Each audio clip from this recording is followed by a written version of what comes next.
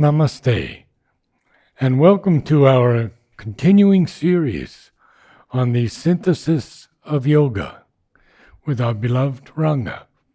Now, we start a new chapter today, Chapter 5, The Ascent of the Sacrifice 1.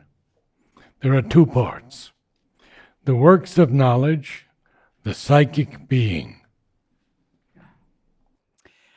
The previous chapter, or rather the whole section, was the works of the yoga of works, divine works. So that was karma yoga. Now we are dealing with the jnana yoga, the knowledge aspect, and how sacrifice, the principle of sacrifice, applies to the pursuit of knowledge. That's what he's going to discuss. Yeah. The earlier ones were all karma yoga. And where does the psychic being come in this chapter? We'll see that. The psychic being comes in. We'll see how he brings it in. Very good. The ascent of the sacrifice 1, the works of knowledge, the psychic being.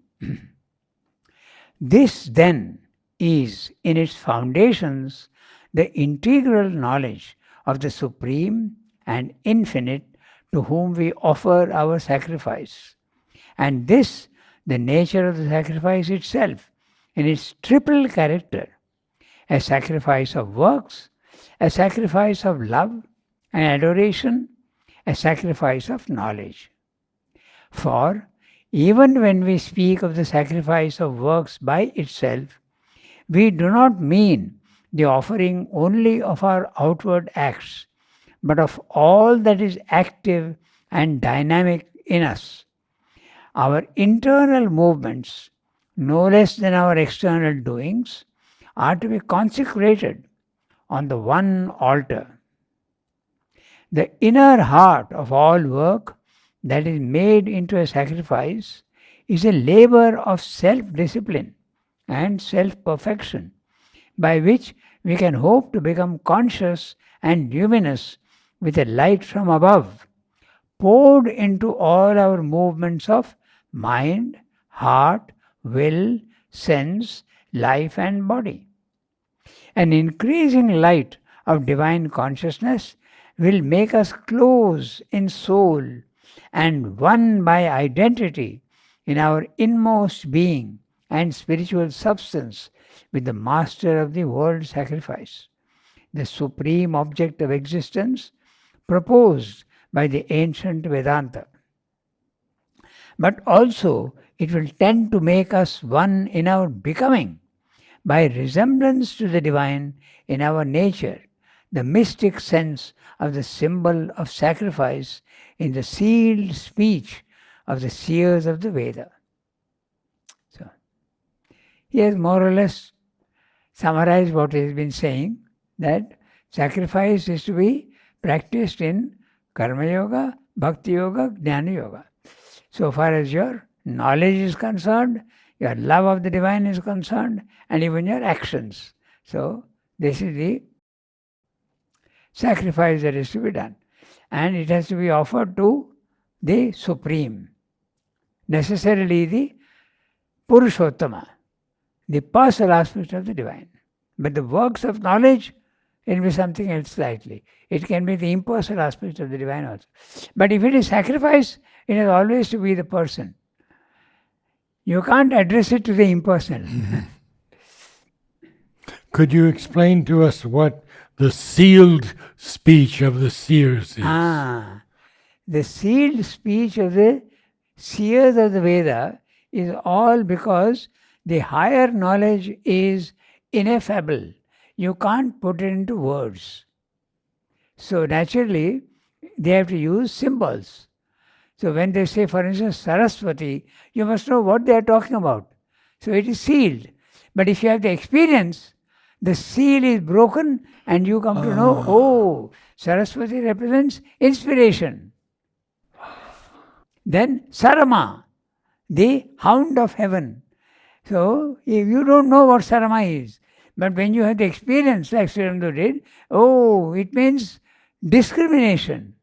Okay? So, like that, this is what is why it is the sealed speech. Thank you. It is absolutely closed. What is Agni? Agni is the psychic being. And why is it the Agni, psychic being? Because it's a flame that never dies. It's an immortal flame, no larger than the thumb of a man, as they say in the Upanishads. And Savitri also, Yes, hidden deep in the region Yeah. of the heart. but he is taking it from the But he's taking it from the Upanishads. Upanishads. From the Upanishads. Okay. So that's a sealed speech. Thank you. Okay, it's fairly simple. Yeah. We go to the next para. Hmm.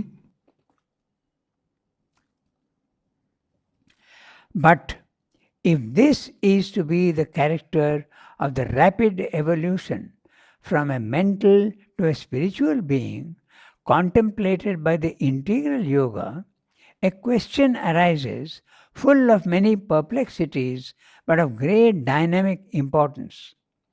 How are we to deal with life and works as they now are with the activities proper to a still unchanged human nature? An ascension towards a greater consciousness, an occupation of our mind, life, and body by its powers has been accepted as the outstanding object of the yoga. But still, life here, not some other life elsewhere, is proposed as the immediate field of the action of the spirit. A transformation, not an annihilation of our instrumental being and nature. What then becomes of the present activities of our being, activities of the mind turned towards knowledge and the expression of knowledge, activities of our emotional and sensational parts, activities of outward conduct, creation, production, the will, turned towards mastery over men, things, life, the world, the forces of nature? Are they to be abandoned and to be replaced by some other way of living in which spiritualized consciousness can find its true expression and figure? Are they to be maintained as they are in their outward appearance, but transformed by an inner spirit in the act, or enlarged in scope and liberated into new forms by a reversal of consciousness such as was seen on earth when man took up the vital activities of the animal to mentalize and extend and transfigure them by the infusion of reason, thinking will, refined emotion, and organized intelligence? Or is there to be an abandonment in part, a preservation only of such of them as can bear a spiritual change, and for the rest, the creation of a new life expressive in its form no less than its inspiration and motive force of the unity, wideness, peace, joy, and harmony of the liberated spirit? It is this problem, most of all, that has exercised the minds of those who have tried to trace the paths that lead from the human to the divine in the long journey of the yoga. So, when we are in a normal consciousness, we do all the activities of the physical world. We play football, we do business, okay? We can do research work, scientific work, we can just earn our living. We raise a family. So, all these activities, when you start having a spiritual consciousness, what are these activities that are acceptable to yoga and what are the activities that are not acceptable and have to be given up? That's the question he's asking. Practical question. What should be continued and what should be given up? And how is it to be developed? Yeah, how is it to be done? So, we'll quickly go through each one and understand what he's saying. But if this is to be the character of the rapid evolution from a mental to a spiritual being, because when you are at a mental level, you have ego, attachment and desire. But when you go to a spiritual being, your ego disappears, your desire disappears, and your attachment also disappears. These things are not there in the spiritual consciousness. So it's a radical change of consciousness. Okay?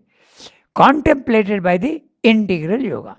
So he is talking about the integral yoga. Because others don't worry about the behavior in the physical world, they give it up. But we are continuing in the physical world with our actions. So that's the question arises. Now, I noticed that sometimes you say integral yoga, and now you just said integral yoga. A question of... Integral is correct. Okay. Well, that's the Indian accent. Excuse. I'm sorry, I'm born with that, so I can't help it. So far as the word is understandable, fine. By the way, the language of America and England also vary. Okay? Very much so. So does the Australian English vary. Okay, so Absolutely. why not an Indian English? Well, Mother did speak about that to Sat Prem. And at one point she says to him, and she makes a face, and she says, maybe it has to be somewhat American. But she makes a frown. You know what George Bernard Shaw said, no? So he Yes, said, I do. in America, they haven't spoken English for years. And he also said something. America and Britain and USA are divided by the same language. That's very good. Very good. So, But, okay, we're diverging for a moment, but concerning Savitri, I feel that we have to keep faith in the language that Sri Aurobindo was educated yes, in. I agree. I agree. Thank you. And because it is integral, because it is mantric, the pronunciation has to be correct in the British way. Exactly. But the problem is that we don't know the British accent always, okay? The Indian languages are unaccented. They don't have accents. Yeah. Only English has accent. German, is there an accent also in German? It is accented? Oh, very much, yes. Okay. So, a question arises full of many perplexities, but of great dynamic importance. How are we to deal with life and works as they now are with the activities proper to our still unchanged human nature? We have started yoga, but our nature is not yet changed. So what is our attitude and how are we to do the works of life? An ascension towards a greater consciousness, an occupation of our mind, life and body by its powers has been accepted as the outstanding object of the yoga. It's a divine who we have to go change our consciousness upwards, and our mind, life and body should be absolutely governed by the powers of the spirit. That's what he's saying. We have accepted that. But still, life here, not some other life elsewhere, is proposed as the immediate field of the action of the spirit. The spirit is acting through you, but not there, here in the physical world. A transformation, not an annihilation of our instrumental being and nature. The instrumental being and nature, your body, mind, life. They are instruments given to you. You are the soul. So the instrumental nature also, you don't have to annihilate them just like the Buddhist and the ascetic does. You have to transform them. What then becomes of the present activities of our being, activities of the mind turned towards knowledge and the expression of knowledge? So, turn towards knowledge, scientific research, for instance, okay, expression of knowledge, teaching, okay, or other activities, activities of our emotional and sensational parts. So, arts, okay, playing of music, these type of things. and sensational parts. Activities of outward conduct, creation, production. Okay? Creation would refer to artists, painters. Okay? Production would refer to the Vaishya, the ones who are in industry. So that's what he's saying. The will turned towards mastery over men, that would be the Kshatriya. So it's very interesting what he's saying. Creation, production, referring to the Vaishya class. The will turned towards mastery over men, the Kshatriya class. Why is it mastery over men? Pardon? Mastery over men? Yeah. Why? He is referring to the Kshatriya aspect. Oh, okay. The Kshatriya is the one who is governing. They govern. So, the ones who are prime ministers and ministers, so their activity, if it is spiritual, how does it change? Yeah. That's what he's asking.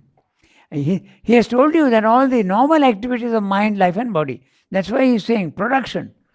Industrialists, for instance, or workers in the factory, what should be their attitude?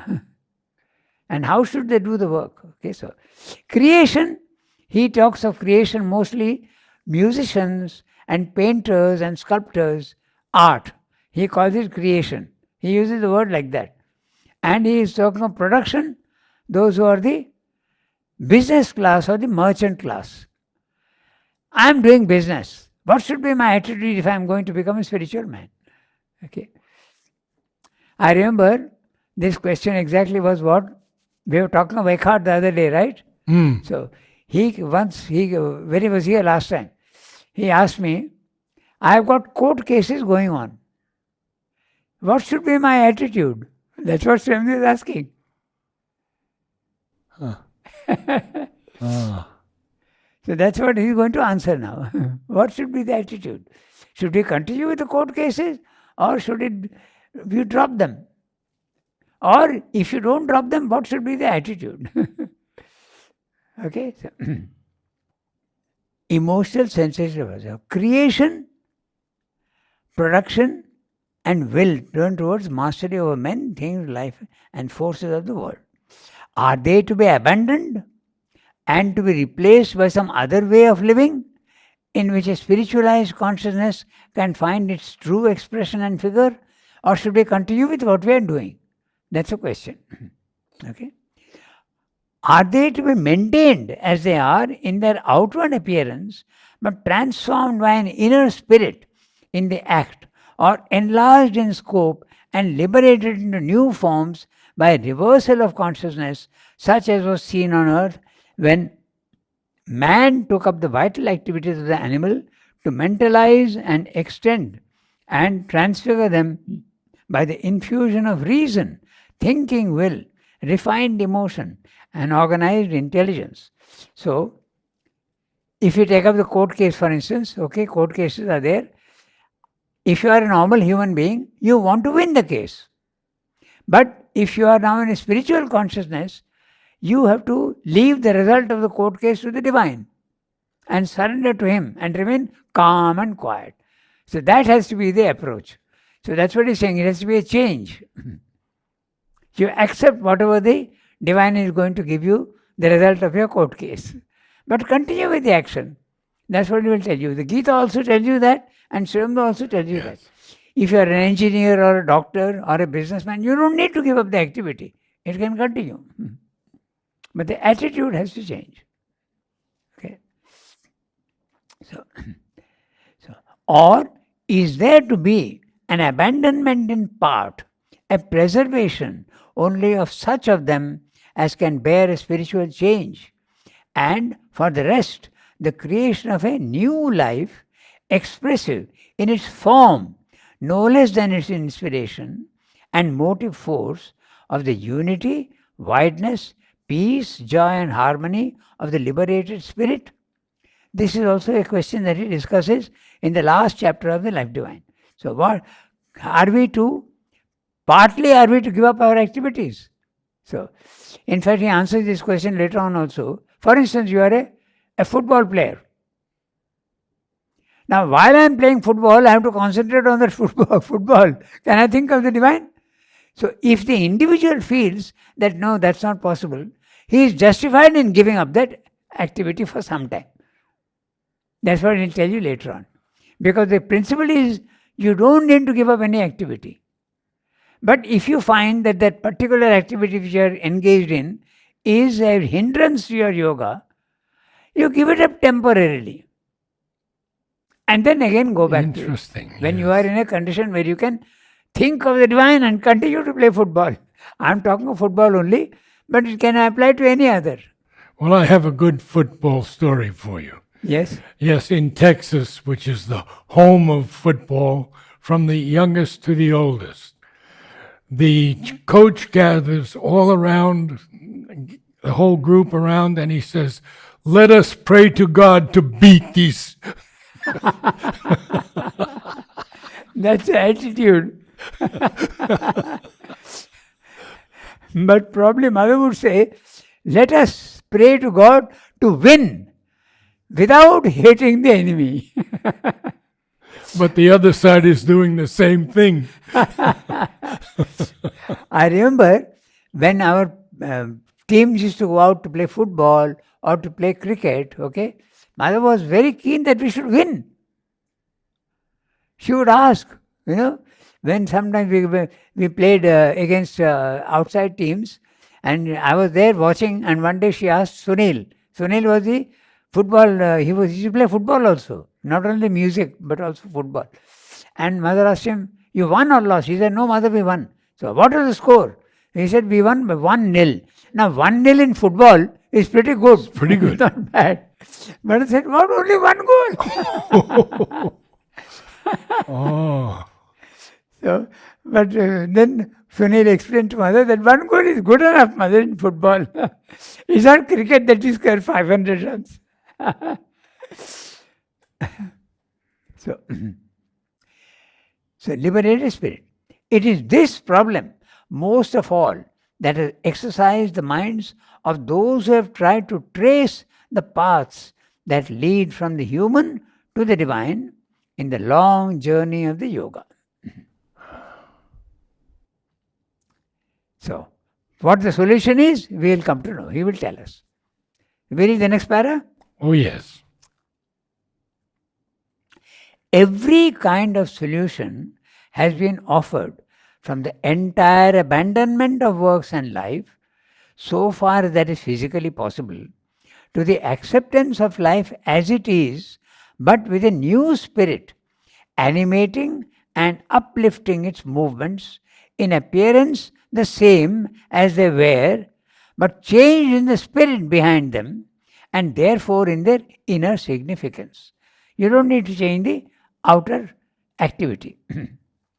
The extreme solution insisted on by the world-shunning ascetic, or the inward-turned ecstatical and self-oblivious mystic, is evidently foreign to the purposes of an integral yoga.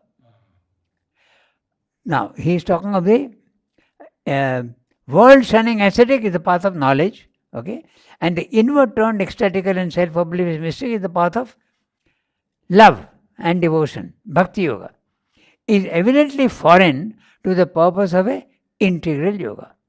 For if we are to realize the divine in the world, it cannot be done by leaving aside the world action and action itself altogether. At a less high pitch, it was laid down by the religious mind in ancient times that one should keep only such actions as are in their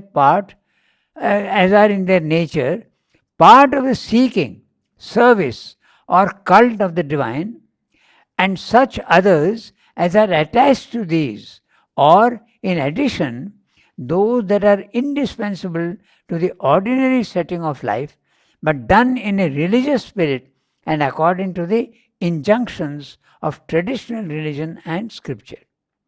But this is too formalist a rule for the fulfillment of the free spirit in works, and it is, besides, professedly no more than a provisional solution for tiding over the transition from life in the world to a life in the beyond, which still remains the sole ultimate purpose.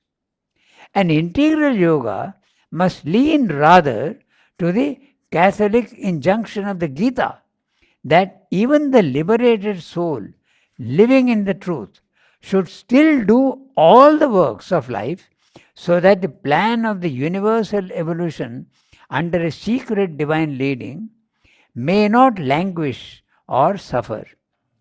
But if all works are to be done with the same forms and on the same lines as they are now done in the ignorance, our gain is only inward, and our life is in danger of becoming the dubious and ambiguous formula of an inner light doing the works of an outer twilight. The perfect spirit expressing itself in a mold of imperfection foreign to its own divine nature.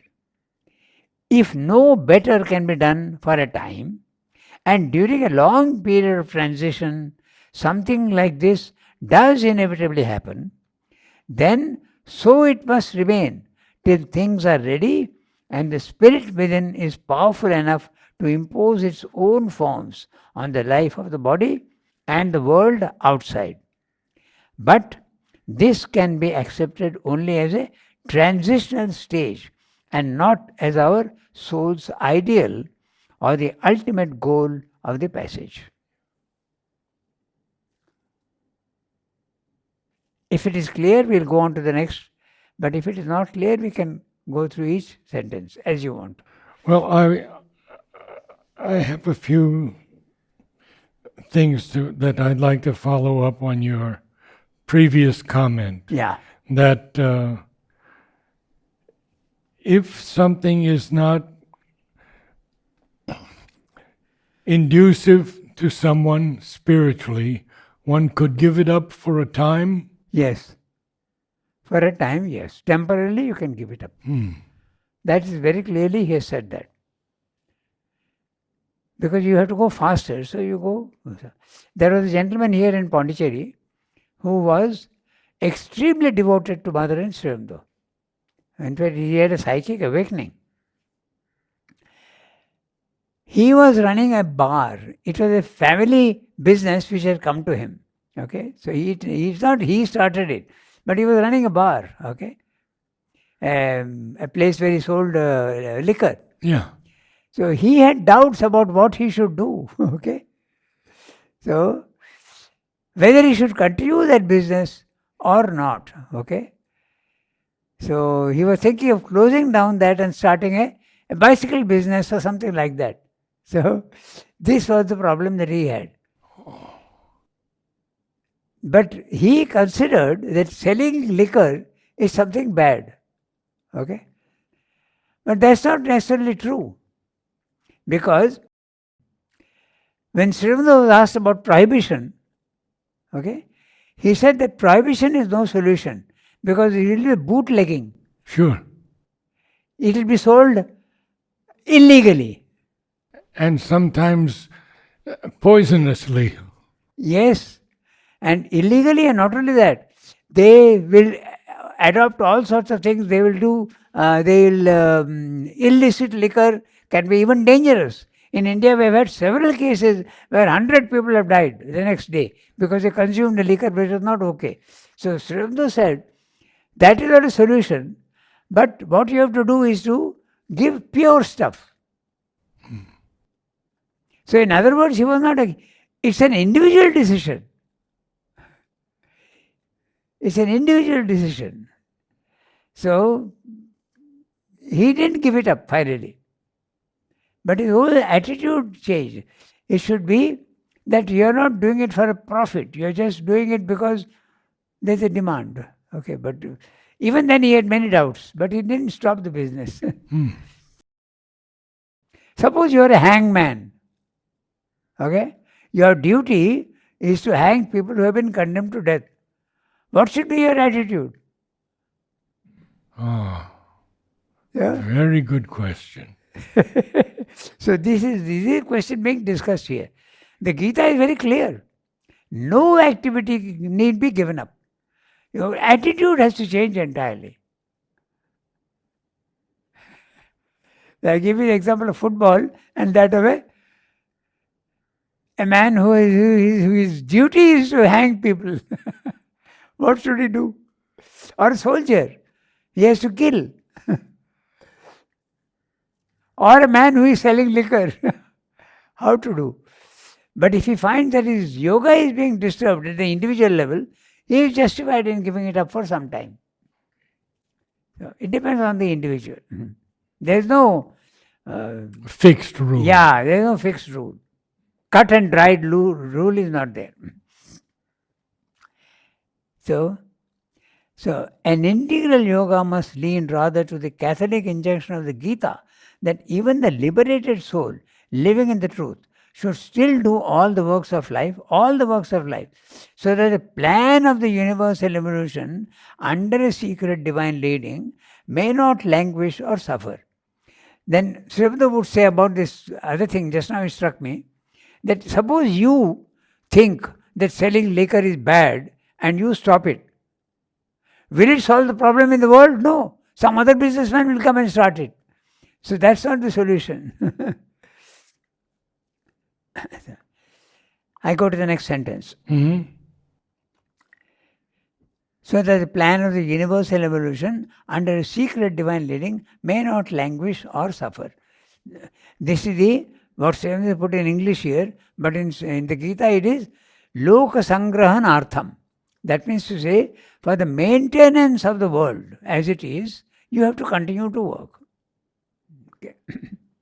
I won't go into details there, but that's what he's saying.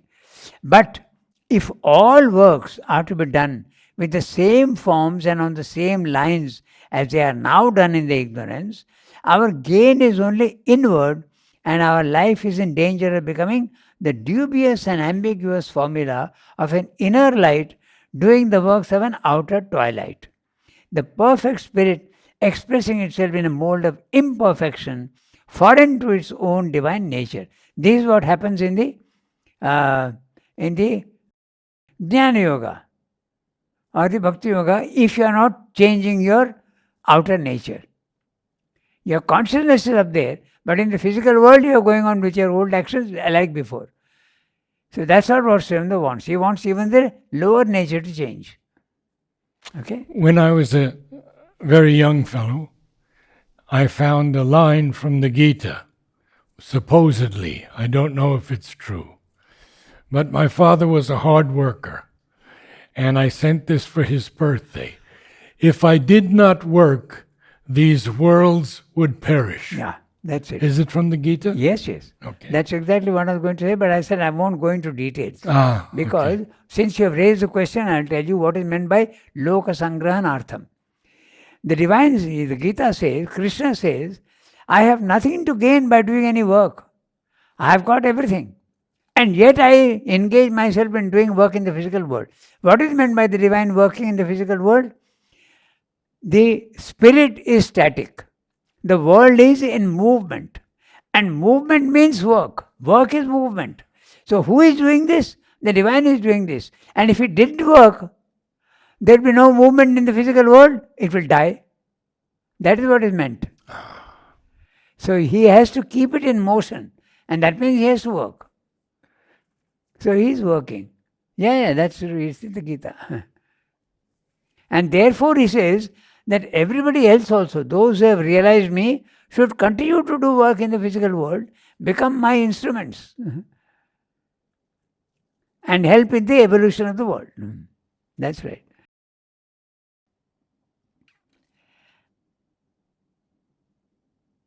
Yeah. But now he says, but if no better can be done for a time, and during a long period of transition, something like this does inevitably happen, then so it must remain till things are ready and the spirit within is powerful enough to impose its own forms on the life of the body and the world outside. But this can be accepted only as a transitional stage and not as our soul's ideal or the ultimate goal of the passage. I'll give you an example, then it will be very clear what he's saying. When Sri Aurobindo realized the silent mind, His consciousness has gone up there and he knows what is the right attitude and what is the right consciousness. But the consciousness can descend again into your body, mind, life. Now only the memory of the experience remains and you are back in your old habits. And Srimdev said, repeatedly I had to bring down that consciousness there, up there, into my body, mind, life. And that took a long time. So the old habits continue for some time. But then you slowly change them by bringing down that power and that consciousness that you had into the body, mind, life. That takes time. That the ascetic is not interested in. He says, I don't want that. I am here, I am very satisfied. Let the old nature continue. Let the old nature continue. I don't mind. But Shivandu minds. He wants the body, mind, life to change. No anger, no attachment, no desire in the physical world. So, we can go to the next para. For the same reason, the ethical solution is insufficient. For an ethical rule merely puts a bit in the mouth of the wild horses of nature and exercises over them a difficult and partial control, but it has no power to transform nature so that she may move in a secure freedom, fulfilling the intuitions that proceed from a divine self-knowledge. At best, its method is to lay down limits, to coerce the devil, to put the wall of a relative and very doubtful safety around us. This or some similar device of self-protection may be necessary for a time, whether in ordinary life or in yoga. But in yoga, it can only be the mark of a transition. A fundamental transformation and a pure wideness of spiritual life are the aim before us, and if we are to reach it, we must find a deeper solution, a surer, supra-ethical dynamic principle. To be spiritual within, ethical in the outside life is the ordinary religious solution, but it's a compromise. The spiritualization of both the inward being and the outward life, and not a compromise between life and the spirit, is a goal of which we are the seekers. Okay. Nor can the human confusion of values, which obliterates the distinction between spiritual and moral, and even claims that the moral is the only true spiritual element in our nature, be of any use to us. For ethics is a mental control, and the limited erring mind is not and cannot be the free and ever luminous spirit. It is equally impossible to accept the gospel that makes life the one aim, takes its elements fundamentally as they are, and only calls in a half spiritual or pseudo spiritual light to flush and embellish it. Inadequate too is the very frequent attempt at a misalliance between the vital and the spiritual, a mystic experience within with an aestheticized intellectual and sensuous paganism or exalted hedonism outside, leaning upon it and satisfying itself in the glow of a spiritual sanction. For this too is a precarious and never successful compromise, and it is as far from the divine truth and its integrality as the puritanic opposite.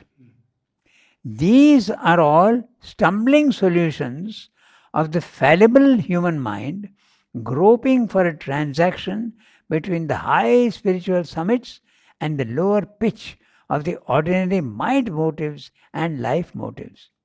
Whatever partial truth may be hidden behind them, that truth can only be accepted when it has been raised to the spiritual level, tested in the supreme truth consciousness, and extricated from the soil and error of the ignorance. This is quite a para, and there are a lot of things which have to be discussed. Let's try to look as quickly as we can to this. Okay. So, first of all, he's saying, for the same reason, the ethical solution is insufficient. Moral living, morality, okay, making a distinction good and bad. But this is entirely a construction of the mind. It is not spiritual. Morality, the origin of morality is in the mind. The mind is telling you what is good and what is not acceptable and what is acceptable. It's a mental thing. It's not a spiritual. That's its ethical solution.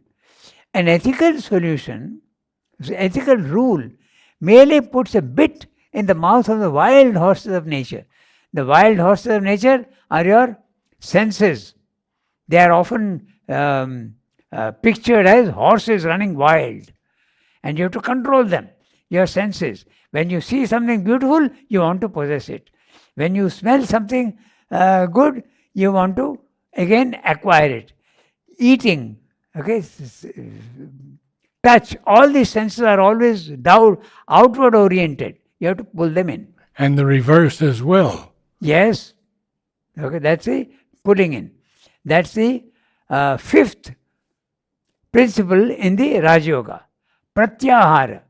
Don't feed the senses. Starve the senses. Okay? Don't let them. Just as the body needs food, the senses also need food by the sense objects. That's the food for the senses. If you deprive them of that food, then there is often a revolt in the senses, in the vital. So that is the pratyahara. You have to control them. So that's what he's saying. So it puts a bit in the mouth of the wild horse. You know what is a bit, na? You see? Yeah. So that you pull this string, the horse goes there. You pull this one, the horse goes there. So controlling the horse.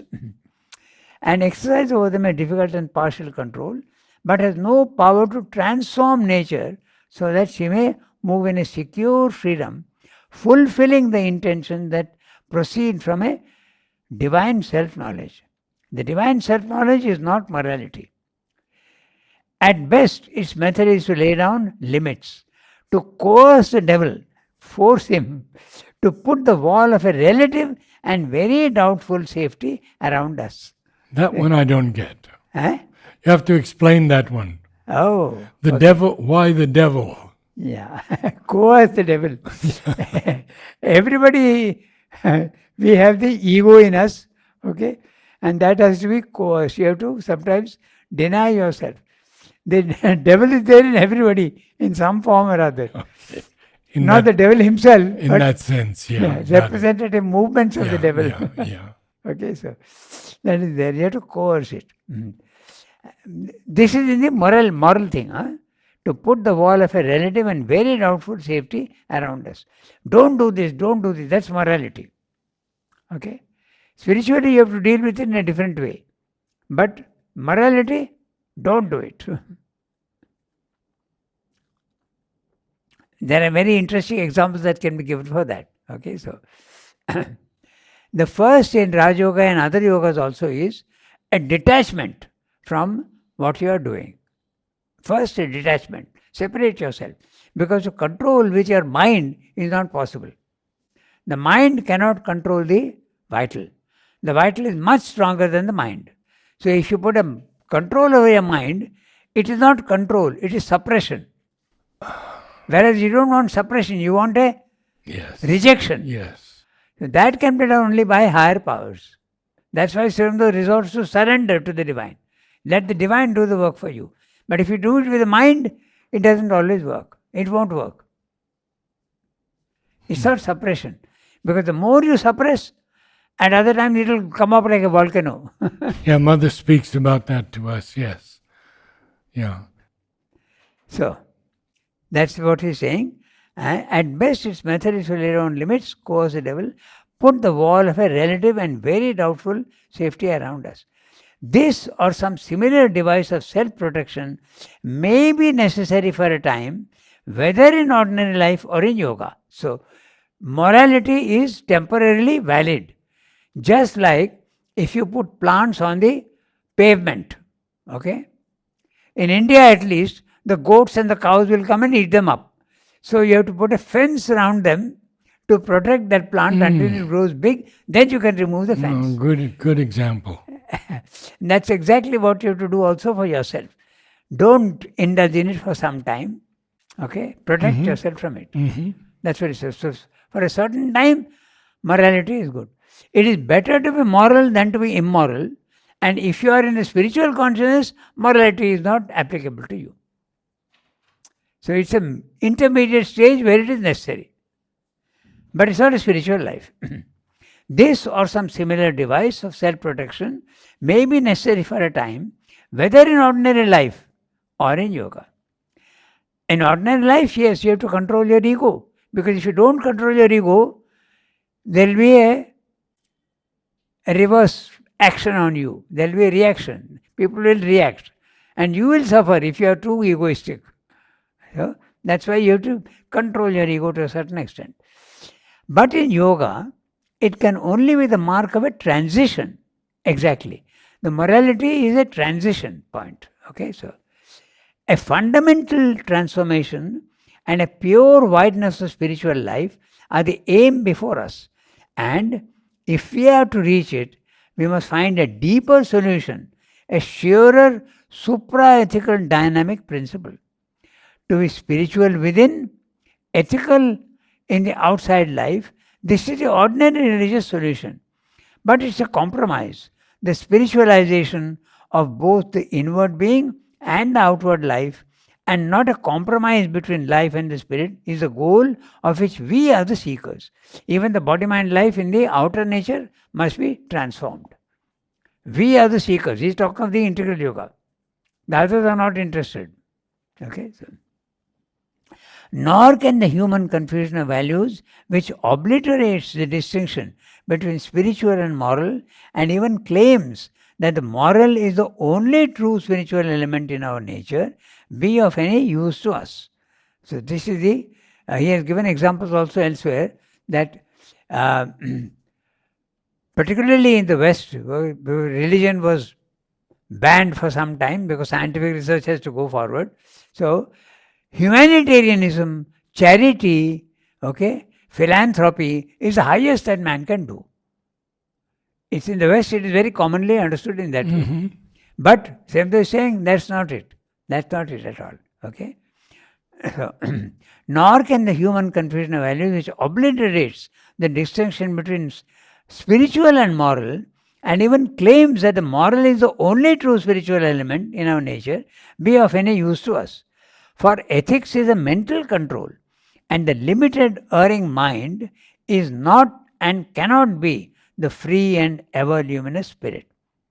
It is equally impossible to accept the gospel that makes life the one aim, takes its elements fundamentally as they are, and only calls in a half spiritual or pseudo spiritual light to flush and embellish it. Okay? Just to some spiritual influence and embellish it, make it more beautiful, less offensive.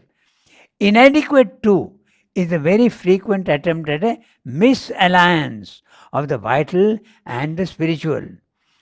A mystic experience within with an aestheticized intellectual and sensuous paganism, or exalted hedonism outside, leaning upon it and satisfying itself in the glow of a spiritual sanction.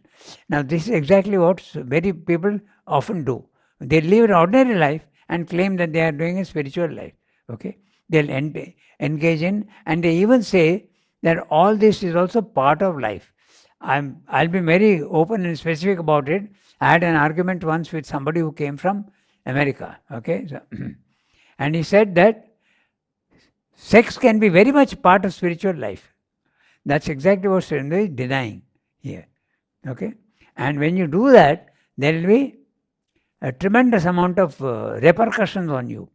It will be disastrous after disaster. There are many interesting examples which I don't want to discuss here, but that's exactly what he's saying. You can't continue with your old life and justify them.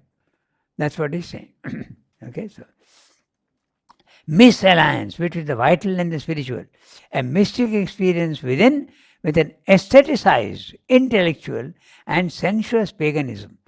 Paganism, worship of the beauty, okay, you have aestheticized intellectual, but it's only intellectual. You have made it more acceptable, okay, more beautiful. Or exalted hedonism. Exalted hedonism, for instance, hedonism is the pursuit of pleasure. Pleasure. But exalted, okay. I don't want to indulge in lower type of pleasures. I will pursue exalted pleasures. Classical music. I won't go into jazz and hard metal. I won't. I'll go to classical music. Exalted hedonism. I'll go into art. I'll go into literature. But that is still at the lower level. That's the whole point. That also is not acceptable to the integral yoga. It's acceptable to the other yogas, but not to the integral yoga. Okay. So,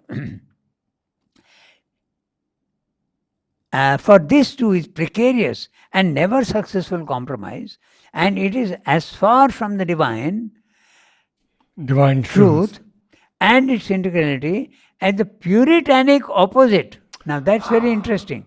A Puritan is one who does not indulge in sinful activities according to him, but he is controlling it. But it may be there in the mind. Okay, I want to drink, but I won't drink. I am feeling like doing this, but I won't. Puritan. He is limiting himself. So this is not spiritual at all. It's a moral control which has no value in spirituality. It's rigidity. I gave you one example, I think, about this, and it's very interesting. Okay, so there used to be a man called Kameshwar here. Okay, and he was looking after the servants. So one day he was invited. I'm talking of the 1930s. So a Frenchman invited him for dinner. So he went, and when he went there, he was offered liquor.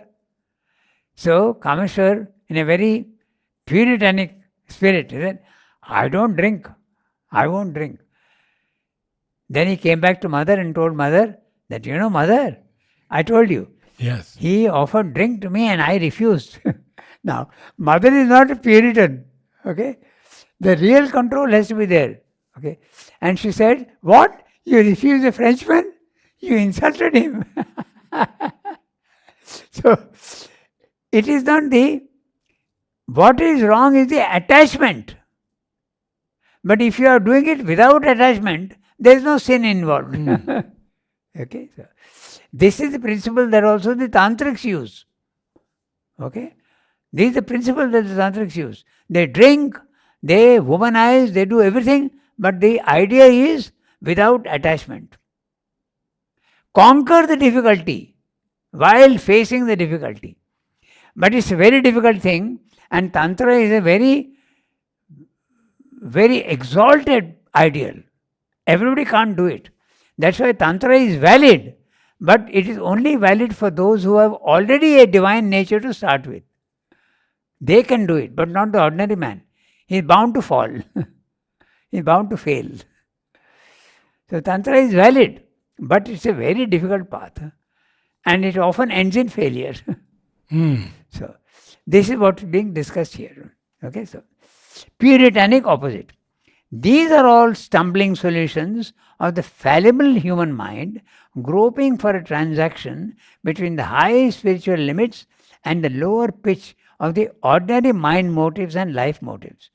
Whatever partial truth may be hidden behind them, that truth can only be accepted when it has been raised to the spiritual level, tested in the supreme truth consciousness, and extricated from the soil and error of the ignorance. So. Wonderful evening. Thank you. Namaste. Very subtle. We will see you on Friday for essays on the Gita.